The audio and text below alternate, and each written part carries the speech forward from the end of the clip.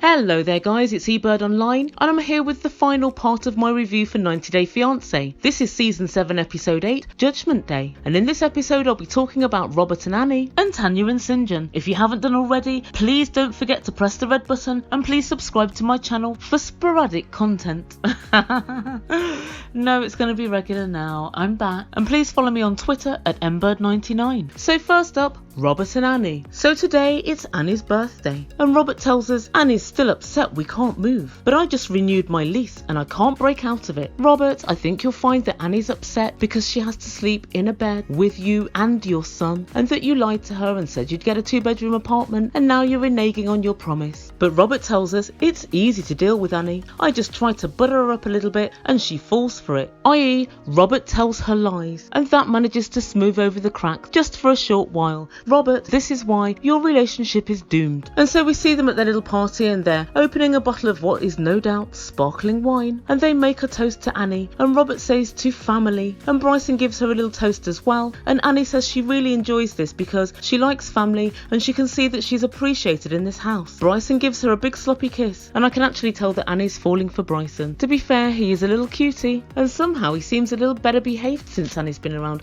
Maybe they're just not showing him be naughty anymore, who knows. And Anny says, Robert, I want to go out tonight. I want to dance salsa, 1, 2, 3, 1, 2, 3. And Robert says, I can't dance. And Anny says, 1, 2, 3, 1, 2, 3. Robert says, 1, 2, 3, 4, 5. Kids. And he tells us, I'm really tired. I hope I can stay awake tonight. And then Anny drops a bomb. She says she wants to go to a strip club. Robert's not happy. He says, I'm 41. It's not for me. I'm not into strip clubs. I'm done. I'm over it. Why would you want to go? Robert, you're now over it. That means you used to want to go. And more than likely the only reason you don't want to go now is 1, because you're not in control of if and when you go. 2, because you can't really afford any private dances. And 3, because it's Anny that's suggesting it. And he says to her, why do you want to go? And Anny says, because it's crazy, it's fun. Something nice might happen. And I can see this is a recipe for disaster. And so the next time we see them, they're heading to the strip club. Robert says he's only going because he wants to make Anny happy. If you want to make her happy, I would suggest that you possibly don't offer her weddings that you're not prepared to come through on. Don't offer to give her an iPhone. Don't offer to put her in an apartment where she has her own bedroom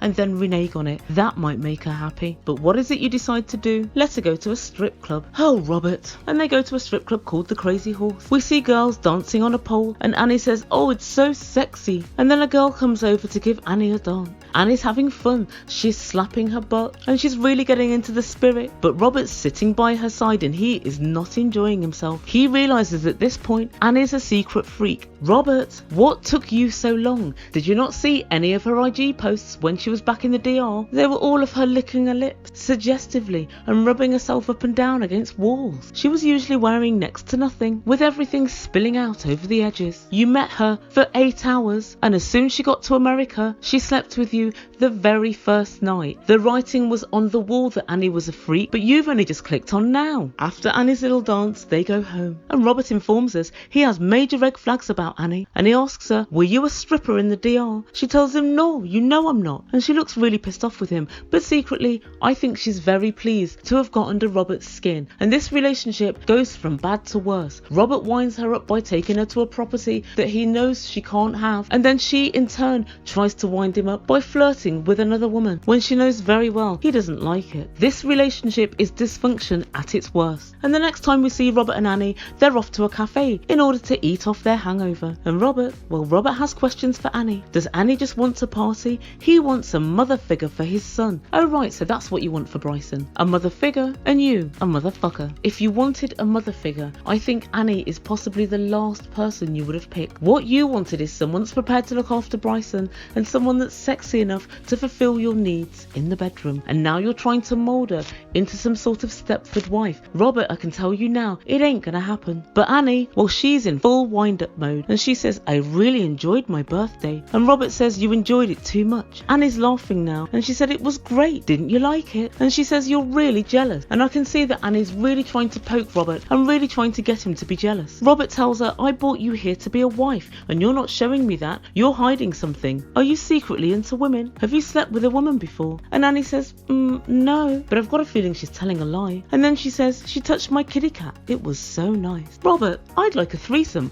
Would you like one? And Robert's face looks like he's just been pickpocketed and he's lost his virtually empty wallet. Of course he doesn't want a threesome. And Annie, you know that good and well. And Robert said, no way. This is not something I want around my kid. I feel disrespected. This is a joke. I want a woman who just wants a husband and not who wants to bring someone else into the relationship. I want someone who's family oriented and caring and an example to my son. Robert, if that's everything that you want, you have not got the right girl. And guys, I think what Annie's trying to do is to show Robert, do you know what? I'm really not bothered if you sleep with somebody else. I'm really not that into you. And this is her way of ramming home that message. I don't think she just wants to spice up the bedroom. I think if Robert turned up with a girl and said, here's someone for the threesome, Annie would not be happy. She just wants to actually poke at him and to do something that he doesn't like. I think, Robert, you should test Annie. Find somebody and bring them home and say, this girl wants a threesome. I'm really into this chick. What do you think, Annie? She'd soon change her tune. And at this point, these guys are as bad as each other. And guys, let me know what you think. Do you think Annie's just calling Robert's bluff? Or do you think she really wants a threesome? I think if it was Robert's idea, there'd be no chance. And next up, we have Tania and Syngin. So Tanya's moved to Costa Rica for a month, leaving Syngin behind to bond with her mother. And I've got to be honest, she looks like a mother who's going to be particularly difficult to bond with. And Syngin explains to us, Tania wants to make a different kind of income from natural products and herbs. Different in that it will be entirely infeasible and inadequate to live on, even from Tanya's mother's shed. And Syngin goes on to add, it can only benefit our relationship. And I think he's right. It can only possibly be of a benefit that Tania is away from him as much as possible. And we catch up with Syngin sitting in the backyard,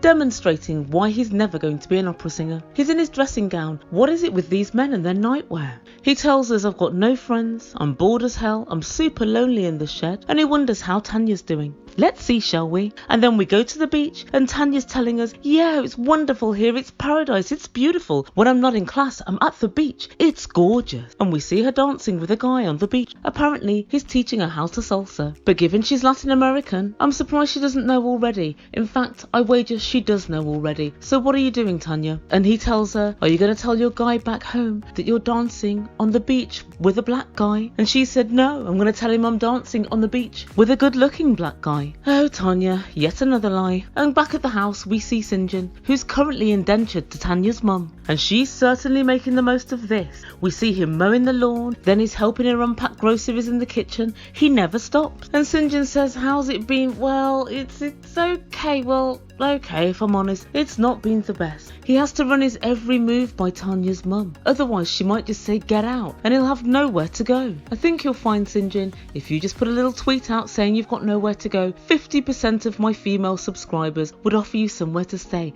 even just for a couple of nights. He sits down in the back garden with Tanya's mum, and she tells us Syngin is not her responsibility while Tanya's not here. Oh my god, let's just hope Tanya's maternal instinct kicks in a little bit more than yours. And unfortunately for Syngin, she's noticed that he's had a little bit of a Jack Daniels, and she tells him, how dare you have it? I want you to go into town, buy me another bottle and replace it. He apologises profusely. Syngin, what you should be saying is, I've mowed your lawn, I've cleaned up your stinking filthy shit pit of a house and a yard, all for free. Can you not just throw me half a bottle of JD? And she asks him, how do you feel that Tania just booked the ticket knowing you were coming over here? And she tells us she's been completely happy with Tanya's decisions so far. She has no complaints, and Syngin must stand back and let Tania grow. Mummy, if Tania grows anymore, she'll need a whole new wardrobe. And Syngin moaned, we hardly ever talk. And when we do, she's talking with her friends in the background. He hopes she's not getting cold feet, and Tanya's mum says, she won't be getting cold feet. Don't worry, you'll be fine. And he tells producers, Tania makes absolutely no effort with me. I feel completely abandoned, and I wonder if it was the right decision to come over here. I don't wonder, Syngin. It was the worst decision of your life. Tanya's behaviour has been nothing short of disgusting. And next up, we see Tania going out with her friends. Tania tells us she's met some amazing women on this course. TLC have obviously decided not to show any of them, and we see some other women, and they're all getting ready to go out. I can't help but notice 2 out of 3 of them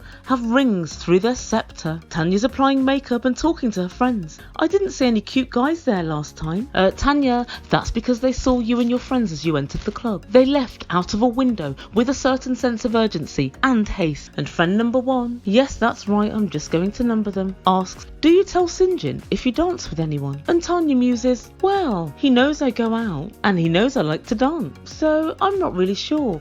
Tania, that would be a no. And then she says, he used to get really jealous of me, but I'm working on that. How are you working on it, Tania? By eating and being a bitch, so that he no longer cares where you go or what you do. And then talk turns to his nationality, and Tania tells them he's from such a different culture that I really don't want to talk about his culture. Tania, you never stop. You never stop disparaging him. He's Afrikaans. It's a different kind of white. And the girls said, yeah, he lives in Africa. I can't believe that you're the first brown girl that he's dated. And not only do these girls look like bottom feeders, they have the brains of bottom feeders. Have you ever heard of apartheid? Have you heard of segregation? Have you heard of Nelson Mandela? Bishop Desmond Tutu perhaps? No, because mixing between the races used to be illegal, and it's only been legal for the last, I'm going to say 20 years, maybe 25 possibly. I think it was 94, and before any of you guys from South Africa jump down my throat, I've been to Cape Town many times, I've been to South Africa,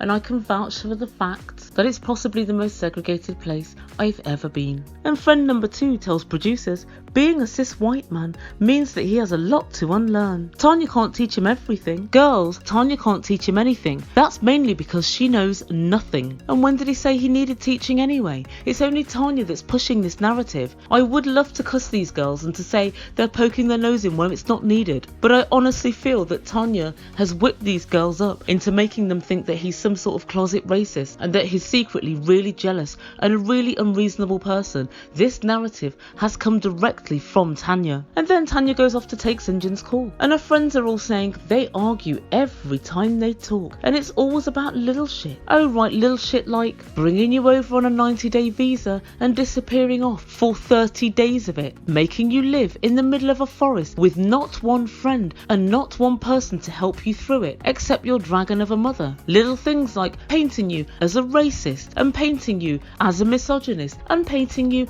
as a jealous, unreasonable person. Little things like that. Of course they argue about that because it's bloody unfair. And on the phone call, Syngin says, this evening I'm going to look after your sister's kid for them. That's what I'm up to tonight. And she says, yeah, well, you should probably change your diaper. You should probably practice that some if you've never done it. Instead of saying, oh my god, Syngin, thank you so much for looking after my nephew. My sister's going to be super grateful so her and her husband can get a nice night out. That's so nice of you. And Syngin says, it's not really where I expected to be at this point in my life. And Tania just says, I can't talk now. I'm getting ready to head out with the girls. And Syngin says, as per usual. And Tania says, those kinds of comments are really not needed. It's just not normal. You knew I was busy and you knew I wouldn't be talking too much to you whilst I was away. He didn't know that. You just informed him as you got on the plane practically. And nor did he agree to it. So it's not fair and you know it. You're frolicking with some random rent-a-rasta off the beach. You're hanging around with these amazing women and you don't give even a few minutes each day to speak to your partner, knowing that he's bored out of his brains. And she said, I wish you were happy for me going out and having fun with my girls.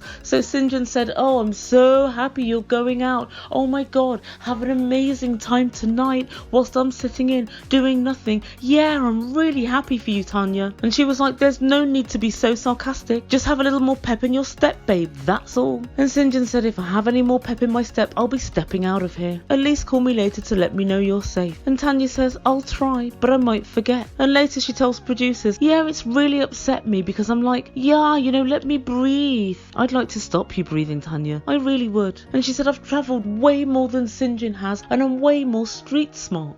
Tania, you can get murdered anywhere in the world. You can be unsafe anywhere in the world. He's asking you to call him and let him know you're safe. So why can't you just do it? It's so simple. And so then she goes back to tell her friends, oh my god, Syngin is just such a nightmare. He's so jealous. Why are you shit-stirring, Tania, and misinforming your friends on the nature of your conversation? And the friends take it all on board without a moment's thought and say, what are you supposed to be on the phone all day? It's like every time you call, he finds something to argue about. It's like it's habitual and they're really winding her up. But honestly guys, they're only feeding off what she says. And these three braless wonders wax lyrical on all men. And Tania just tells them, let's just leave that phone call behind and leave all that drama. There isn't any drama. You're making it up. And this to me is Tania at at her best. When we first saw her, she had 2 little Klingons who you could tell worshipped the ground she walked on and fed into every narrative she gave. And now she's gone to Costa Rica